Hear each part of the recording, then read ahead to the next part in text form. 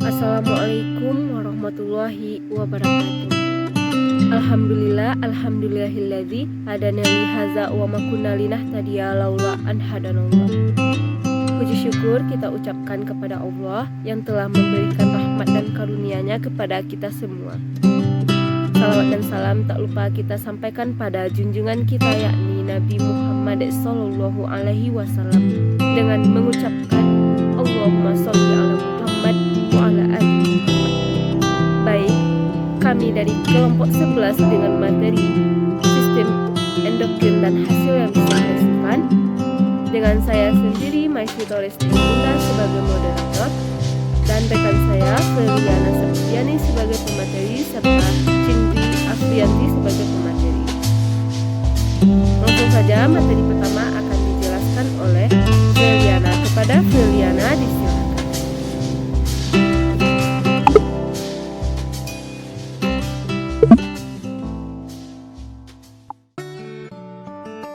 Hormon invertebrata.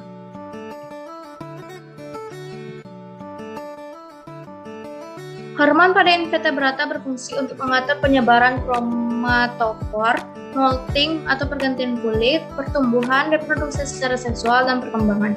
Sejumlah invertebrata tidak mempunyai organ khusus untuk sekresi hormon sehingga sekresinya dilaksanakan oleh sel neurosekretori.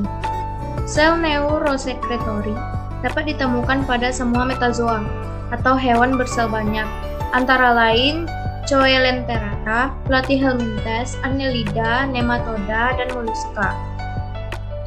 1. Sistem endokrin porifera. Sistem endokrin pada porifera ditemukan pada sel intersesial, di mana sel-sel intersesial dapat berkembang menjadi nematokis, neurosekretori, dan gamet. Sel-sel intersesial akan sangat aktif membentuk tunas dan membantu pertumbuhan gonad. Sel neurosekretori akan membantu pertumbuhan pada porifera. Sel ini merupakan jenis neuron atau saraf yang berfungsi untuk menerjemahkan sinyal saraf ke rangsangan kimia. Sel-sel tersebut menghasilkan sekresi neurohormon dalam kaitannya dalam sistem endokrin dan pada porifera. Komunikasi sel pada porifera disekresikan oleh neurohormon atau neuroendokrin. 2. Sistem endokrin pada Coelenterata. Pada Coelenterata atau Cnidaria, sel endokrin terdapat pada neuron yang tersebar dan sel epitel pada epidermis dan gastrodermis. Cnidaria memiliki berbagai neurotransmitter, hormon saraf dan hormon non-neuronal dapat ditemukan dalam chordata atau arthropoda. Cnidaria bereproduksi secara seksual atau gamet dan aseksual secara tunas. Awalnya akan terbentuk larva kecil atau planula dan menimbulkan polip, kemudian berubah menjadi medusa. Cnidaria seperti banyak invertebrata sederhana lainnya menunjukkan kemampuan beregenerasi di mana sepotong kecil dari tubuh dapat beregenerasi menjadi organisme tubuh. Misalnya pada ubur-ubur, saraf cincin sirkum oral dengan serabut radialnya mempunyai sel-sel neurosekresi. 3. Sistem endokrin Annelida. Sel-sel neurosekresi pada Annelida terdapat pada ganglion supraesophagus, ganglion suboesophagus, dan ganglion ventral. Neurohormon pada cacing tanah banyak diselidiki dan peran neurohormon pada Annelida ialah dalam fungsi berikut. Pertama, tumbuh dan regenerasi. Yang kedua, transformasi somatik berkenan dan dengan reproduksi. 3. Pemotongan ganda dan perkembangan seksual. 4. Menentukan ciri-ciri kelamin luar atau sekunder. 5. Penyembuhan luka. 4. Sistem endokrin pada Mollusca. Sel neurosekresi terdapat pada ganglion otak Mollusca. Pada Mollusca terdapat pula kelenjar endokrin seperti pada oktopus. Pada sejenis siput, jika tentakel dibuang hasilnya pembentukan telur pada ovotestis dipercepat. Jika ekstrak tentakel disuntikkan merangsang reproduksi sperma, ekstrak ganglion otak merangsang produksi telur. Dari contoh di atas menunjukkan bahwa baik otak maupun tentakel berisi sel-sel neurosekresi yang menghasilkan hormon atau neurohormon. Neurohormon dari tentakel merangsang merangsang produksi sperma, sedang dari otak merangsang perkembangan telur. Pada oktopus, proses kedewasaan juga diatur oleh sel-sel neurosekresi yang mempengaruhi pertumbuhan ovarium dan testes. Jadi, hubungan ganglion otak dengan kelenjar, optik dengan gonade pada oktopus sama seperti hubungan hipotalamus dengan hipofisis gonade pada vertebrata. 5. Sistem endokrin pada arthropoda. Sistem neuroendokrin arthropoda menunjukkan homologi yang tinggi di antara taksa yang berbeda dari film ini. Otak arthropoda terdiri dari beberapa bagian dalam hal lokasi, proyeksi, dan isi peptida dari sel neurosekretori. Pertama adalah insekta atau serangga. Hampir semua hormon dihasilkan sel neurosekresi dari ganglion otak dan ganglia lainnya yang dapat ditemukan pada protocerebrum, tritocerebrum, ganglion suboesophagus, dan ganglia ventral. Hewan ini diketahui juga menghasilkan sejumlah hormon, yaitu juvenile hormone atau JH, merangsang perubahan serangga dari bentuk ulat ke larva. Hormon ini tidak dihasilkan ketika serangga mencapai bentuk dewasanya. Yang kedua, ecdysone, merangsang perubahan atau pergantian kulit serangga. Hormon ini bekerja antagonis dengan JH. Kemudian, octopamine, menaikkan kadar pengguna glukosa oleh otot. Adipokinetik hormon mempercepat perubahan lemak menjadi energi, dan bovine somatotropin atau BST meningkatkan produksi susu pada ternak. Kemudian krustasea atau udang-udangan. Mekanisme neurosekresi pada udang-udangan sangat kompleks dan sangat erat hubungannya dengan sistem saraf dan ganglionnya. Di antaranya hormon yang penting adalah: pertama, beberapa neurohormon tangkai mata. Terdapat beberapa neurohormon yang berasal dari ganglia optik yang letaknya pada tangkai mata, seperti hormon pigmen retina, kromatotropin, hormon hiperglikemik, hormon inhibitor ovarium, hormon inhibitor pengelupasan atau molting. Kedua, organ Y. Ketiga, kelenjar androgen pada jantan. Dan keempat, ovarium. Hormon vertebrata. Sistem endokrin vertebrata melibatkan kelenjar endokrin yang mensintesis dan melepaskan duta kimia khas ke dalam darah yang disebut dengan hormon. Hormon diangkut melalui darah ke jaringan sasaran, tempat hormon menyebabkan perubahan aktivitas sel penyusun jaringan tersebut. Karena suatu hormon hanya mempengaruhi sasaran tertentu, maka sasaran harus dapat menerima sinyal tersebut, berarti sasaran harus mempunyai reseptor khas agar dapat merespon sinyal. Sistem endokrin pada vertebrata tersusun atas berbagai organ endokrin klasik. Pertama adalah kelenjar pituitari. Kelenjar pituitari ini dikenal sebagai Master of Glands atau raja dari semua kelenjar, karena pituitari itu dapat mengontrol kelenjar endokrin lainnya. Sekresi hormon dari kelenjar pituitari ini dipengaruhi oleh faktor emosi dan perubahan iklim. A. Hipofisis anterior. Pertama ialah hormon somatotropin untuk pembelahan sel dan pertumbuhan. Kedua, hormon tirotropin, sintesis hormon tiroksin dan pengambilan unsur yodium. Ketiga, hormon adrenokortikotropin, merangsang kelenjar korteks membentuk hormon. Keempat, hormon laktogenik, sekresi ASI. Yang kelima, hormon gonadotropin, FSH pada wanita pemasakan folikel, sedangkan pada pria pembentukan spermatogonium. LH pada wanita pembentukan corpus luteum, sedangkan pada pria merangsang sel interstitial membentuk hormon testosteron. B. Hipofisis medula, membentuk hormon pengatur melanosit. Kemudian hipofisis posterior. Pembagiannya ialah: pertama, hormon oksitosin merangsang kontraksi kelahiran, kemudian hormon vasopresin merangsang reabsorpsi air ginjal. Berikut merupakan gambar kelenjar pituitari. Kedua, kelenjar endokrin tepi. Organ endokrin tepi adalah semua organ endokrin di luar hipotalamus dan pituitari. Saat ini telah diketahui bahwa jantung juga menghasilkan hormon yaitu atrial natriuretic peptide yang disingkat menjadi ANP. Hampir semua aktivitas tubuh hewan dipengaruhi oleh hormon. Aktivitas tersebut meliputi proses pengenceran, peredaran darah yang melibatkan jantung dan pembuluh darah, pengeluaran, osmoregulasi, termoregulasi, dan reproduksi. Dalam mengatur aktivitas tubuh, sistem endokrin biasanya bekerja sama dengan sistem saraf. Keseimbangan kadar kalsium dalam darah manusia dapat dicapai melalui kerja sama antar hormon paratiroid dan kalsitonin. Keseimbangan kadar kalsium yang normal sangat penting karena akan mempengaruhi kemampuan saraf otak untuk menerima rangsangan, pembekuan darah, permeabilitas membran sel, serta fungsi normal enzim tertentu. Peningkatan kadar kalsium darah akibat kerja hormon paratiroid.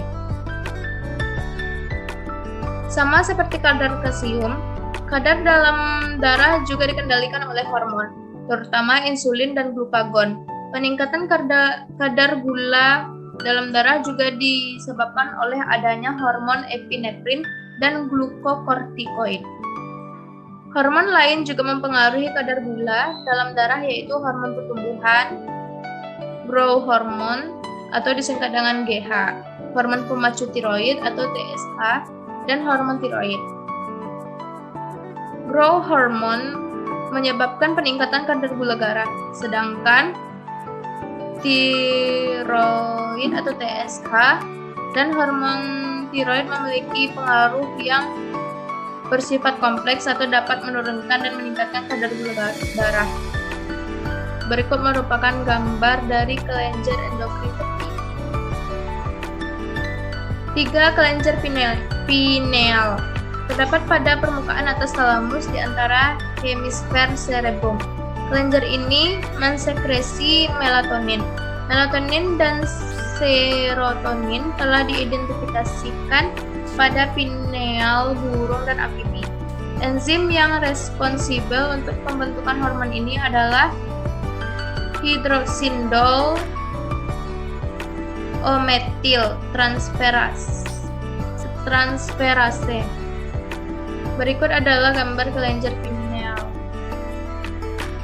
Keempat, feronom pada hewan. Feronom adalah zat kimia yang berasal dari kelenjar endokrin yang digunakan oleh makhluk hidup untuk mengenali sesama jenis, individu lain, kelompok, dan untuk membantu proses reproduksi. Berbeda dengan hormon, feromon menyebar keluar tubuh dan hanya mempengaruhi dan dikenal oleh individu lain yang sejenis atau satu spesies. A. Feronom pada kupu-kupu. Ketika kupu-kupu jantan atau betina mengepakkan sayapnya, saat itulah feromon tersebar di udara dan mengundang lawan jenisnya untuk mendekat secara seksual. Feromon seks memiliki sifat yang spesifik untuk aktivitas biologis di mana jantan atau betina dari spesies yang lain tidak akan merespon terhadap feromon yang dikeluarkan jantan atau betina dari spesies yang berbeda. B. Feronom pada rayap. Untuk dapat mendeteksi jalur yang dijelajahinya, individu rayap yang berada di depan mengeluarkan feronom penanda jejak atau trail following pheromone yang keluar dari kelenjar sternum atau sternal gland di bagian bawah belakang abdomen yang dapat dideteksi oleh rayap yang berada di belakangnya. Sifat kimiawi feronom ini sangat erat hubungannya dengan bau makanannya, sehingga rayap mampu mendeteksi objek makanannya. Di samping feronom penanda jejak, para pakar etologi atau perilaku rayap juga menganggap bahwa pengaturan koloni berada di bawah kendali feronom dasar atau primer pheromone. C. Feronom pada ngengat. Ngengat gipsi betina dapat memengaruhi ngengat jantan beberapa kilometer jauhnya dengan memproduksi feronom yang disebut dengan disparlur. Karena ngengat jantan mampu mengindra beberapa ratus molekul dari betina yang mengeluarkan isyarat dalam hanya 1 mililiter udara. Disperlur tersebut efektif saat disebarkan di wilayah yang sangat besar sekali. D. Feronom pada semut dan lebah madu. Semut menggunakan feronom sebagai penjejak untuk menunjukkan jalan menuju sumber makanan. Bila lebah madu menyengat, ia tak hanya meninggalkan sengat pada kulit korbannya, tetapi juga meninggalkan zat kimia yang memanggil lebah madu lain untuk menyerang. Demikian pula semut pekerja dari berbagai spesies mensekresi feronom sebagai zat tanda bahaya yang digunakan ketika terancam musuh. Feronom disebar dari udara dan mengumpulkan pekerja lainnya. Bila semut-semut ini bertemu musuh, mereka juga memproduksi feronom sehingga isyaratnya bertambah atau berkurang, tergantung pada sifat bahaya ini. Ketiga, mekanisme kerja hormon. Untuk dapat memahami mekanisme kerja hormon, maka perlu diketahui konsep komunikasi sel. Sel berkomunikasi satu dengan yang lainnya melalui sinyal kimiawi. Sinyal kimiawi tersebut dapat berupa molekul kimia sederhana seperti derivat asam amino atau derivat asam lemak, atau senyawa yang lebih kompleks seperti peptida, protein, atau steroid. Komunikasi biasanya terjadi antar sel di dalam jaringan atau organ, juga dengan jarak tertentu dalam rangka integrasi aktivitas sel atau jaringan di organ yang berbeda. Untuk terjadi komunikasi antar sel, maka permukaan atau membran sel harus melakukan kontrak atau ada substansi kimia yang terpisah dari permukaan sel atau molekul yang dapat melintas dari sitosol sel ke sel yang lainnya melalui tautan atau gap junction. Untuk komunikasi dengan sel dekatnya, sinyal kimiawi dibebaskan suatu sel di ekstraseluler menuju sel yang ada di sekitarnya. Mekanisme ini dinamakan parakrin atau sekresi lokal. Kadang-kadang respons sel yang timbul karena hasil sekresinya sendiri. Mekanisme komunikasi ini disebut autokrin. Namun apabila letak sel, jaringan atau organ jauh dari sumber dilepaskannya sinyal kimiawi, maka molekul kimia pembawa pesan tadi dilewatkan pembuluh darah dan menuju organ target. Metode komunikasi itu dinamakan endokrin atau sekresi internal, sementara hasil sekretnya disebut dengan hormon. Hormon mempunyai 3 mekanisme kerja utama, yaitu pertama mengubah permeabilitas saluran atau membran dengan bekerja pada protein saluran atau protein kanal yang sudah ada. 2. Bekerja melalui sistem pembawa pesan kedua atau signal messenger untuk mempengaruhi aktivitas sel.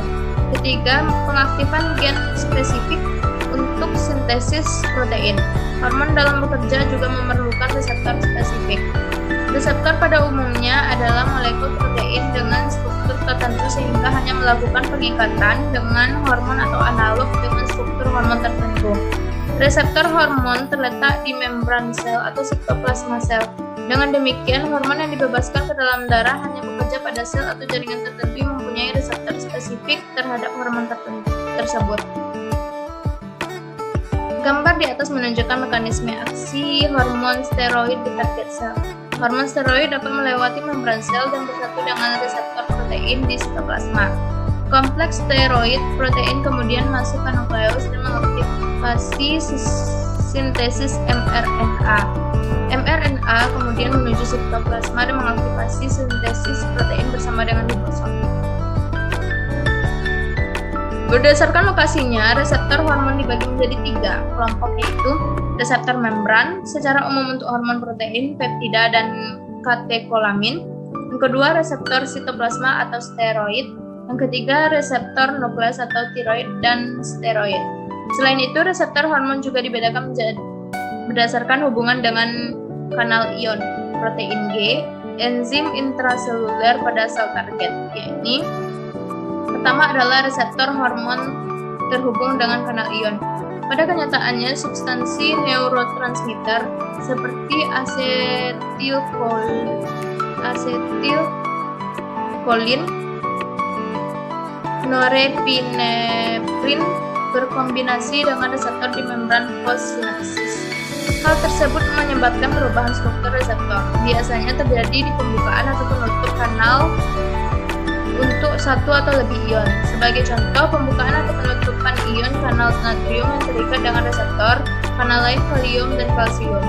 Pergerakan ion melalui kanal tersebut selanjutnya menyebabkan efek bertahap pada sel postsinapsis.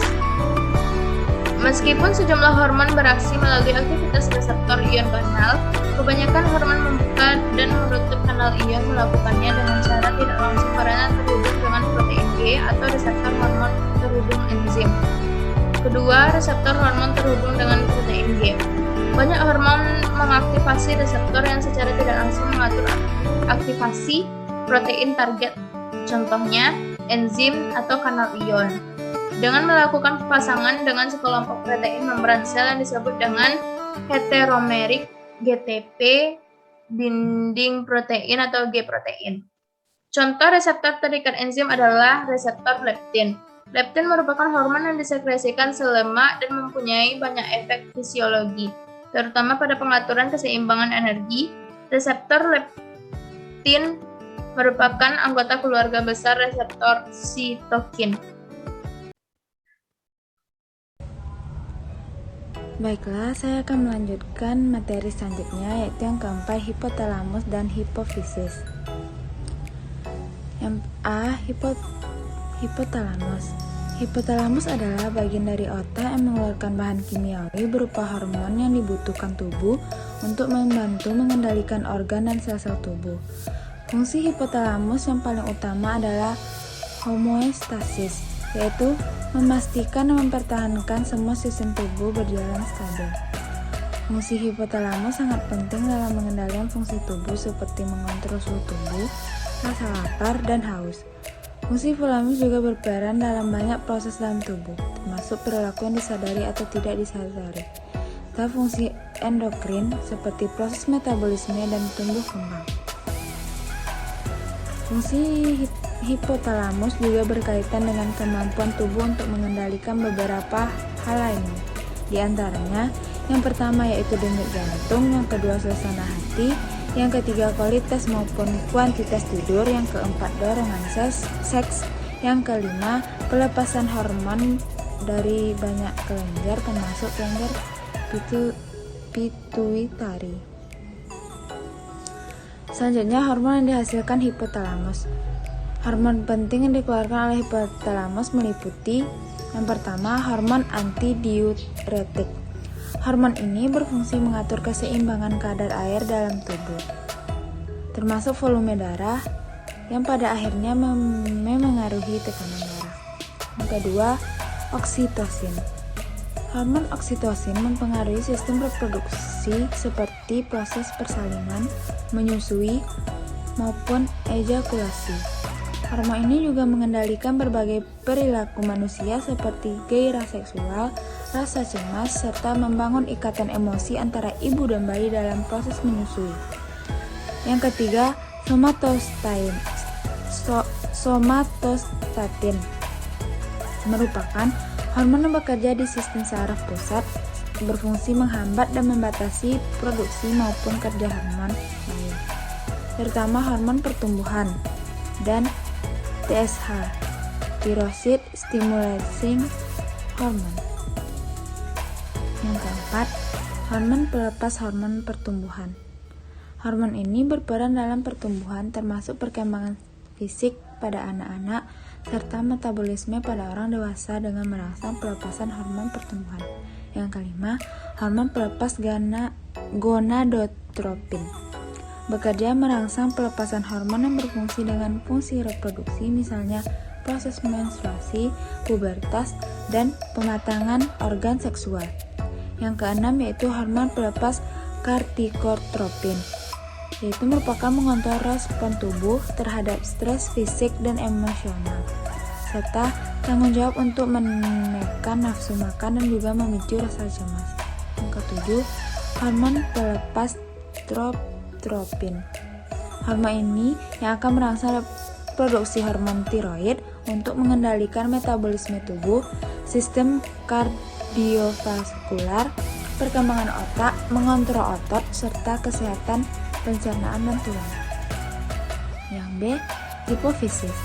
Kelenjar pituitari atau hipofisis adalah kelenjar produsen hormon-hormon tertentu yang bertindak sebagai pengendali berbagai aspek tubuh manusia. Hormon direproduksi oleh hipofisis membantu mengatur pertumbuhan, tekanan darah, produksi dan pembakaran energi, dan berbagai fungsi organ tubuh lainnya. Kelenjar ini sering dijuluki kelenjar master karena hormon yang disekresi olehnya mengatur fungsi kelenjar lain juga. Hormon-hormon ini dapat diproduksi baik dari depan dan bagian belakang dari kelenjar tersebut. Hormon yang diproduksi oleh kelenjar pituitari dapat berasal dari bagian pituitari depan atau belakang. Hormon dari bagian depan kelenjar atau dikenal sebagai lobus anterior. Yang pertama, hormon adrenotropik atau ACTH. Hormon ini merangsang produksi hormon adrenal. Yang kedua, hormon perangsang follikel atau FSH dan luteinizing hormon atau LH. Hormon-hormon ini bekerja sama satu sama lain sebagai regulator atau fungsi ovarium dan testis. Yang ketiga, hormon pertumbuhan atau GH. Hormon ini sangat penting dalam pertumbuhan tubuh manusia, terutama di tahun-tahun awal. Untuk anak-anak, hormon ini membantu menjaga komposisi tubuh saat sehat. Untuk orang dewasa, GH bertindak sebagai penyeimbang distribusi lemak serta menjaga kesehatan tulang dan otot. 4.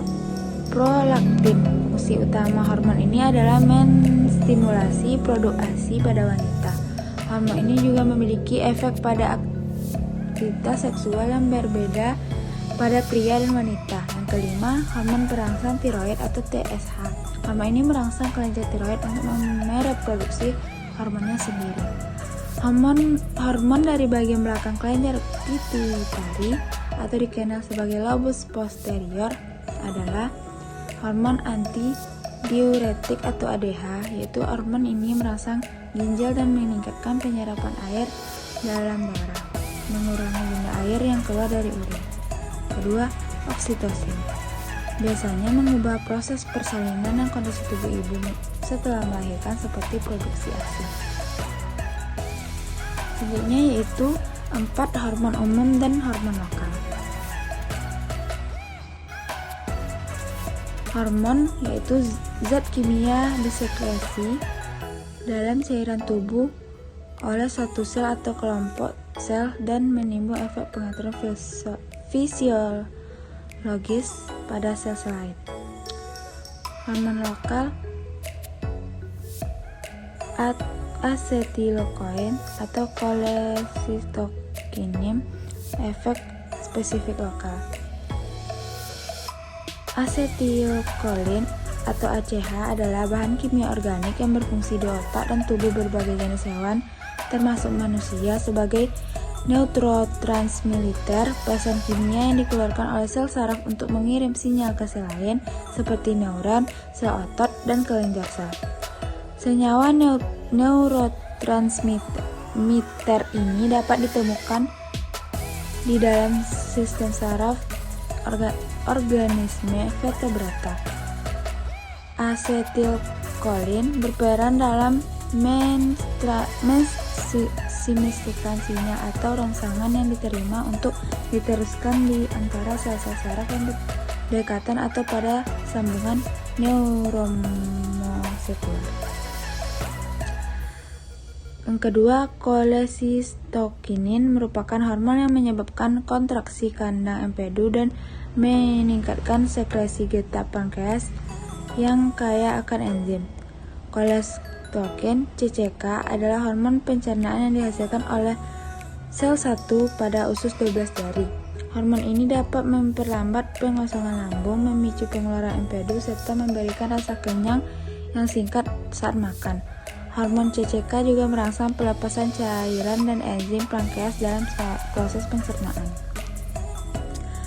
Peran fisiologis kolesistokinin atau CCK adalah pengendalian fungsi gastrointestinal. Kolesistokinin akan diskresikan oleh sel endokrin usus sebagai respon terhadap makan yang kekurangan atau kelebihan lipid dan protein. Selanjutnya yaitu hormon umum. Hormon umum yaitu efek umumnya bekerja pada semua sel, reseptornya pada semua sel. Growth hormone, thyroid hormone, ekskresi oleh kelenjar endokrin, spesifik dan ditransfer dalam darah untuk menyebabkan kerja fisiologis pada tempat yang jauh.